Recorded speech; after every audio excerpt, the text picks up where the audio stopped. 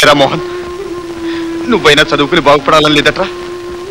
లేకేమన్నయ్యా, 1,00,000 కోరికలున్నాయి, కానీ నెరవేరేది ఎట్లా? నెరవేర్చుకోవాలి.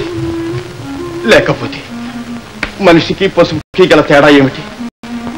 భగవంతుడు మనకు ఆలోచించుకోవటానికి బుద్ధి ఇచ్చాడు కనుక మన కోరికలు నెరవేర్చుకోవటానికి ఉపాయం ఆలోచించాలి, తగ్గ అర్హత సంపాదించాలి. ఒకప్పుడు మన స్థితి బాగుండేది. ఆనాడు నేను చదవకపోయాను కనుకని ఈనాడు రిక్షా అలాగే గతి పట్టింది. తమ్ముడు ఇంతకాలం నువ్వు ఎలాగో చదివి ఒడ్డు దగ్గరికి చేరుకున్నావు. ఇక 2 నెలల్లో గట్టెక్కుతావు నాయన, 2 నెలల్లో గట్టెక్కుతావు. చదవాలి లేక కాదన్నయ్య,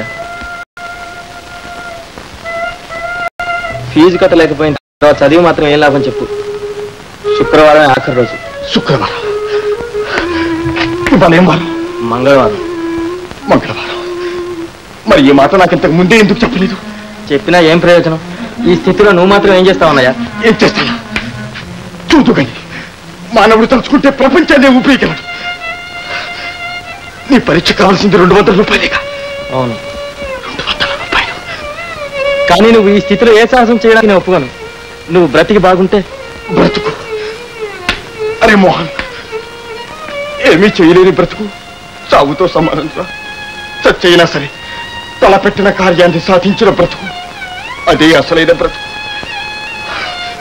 నువ్వు వెళ్ళి చదువుకో, నీ ఫీజు నేను కడతాను, కట్టి తీరేతాను. మంగళవారం, బుధవారం, గురువారం, శుక్రవారం, మంగళవారం, బుధవారం, గురువారం, శుక్రవారం.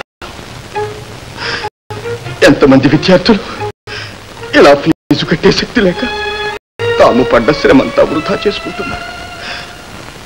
పోనీ ఈ ఫీజు కట్టే బాధ్యత గవర్నమెంటే తన మీద వేసుకుంటే. మీ ఆలోచన బాగానే ఉంది కానీ ఇప్పుడు ఇంతకీ మీ అభిప్రాయం ఏమిటి? అభిప్రాయం, మోహన్ పరీక్షకి కూర్చుంటాడు. సరే, మరి డబ్బు? డబ్బు డబ్బు డబ్బు వాళ్ళన్నది డబ్బే ఉన్నాడు. ఏమిటా మొండి పట్టు? మీ ఆరోగ్యం గురించి కాస్తైనా ఆలోచించుకోరా?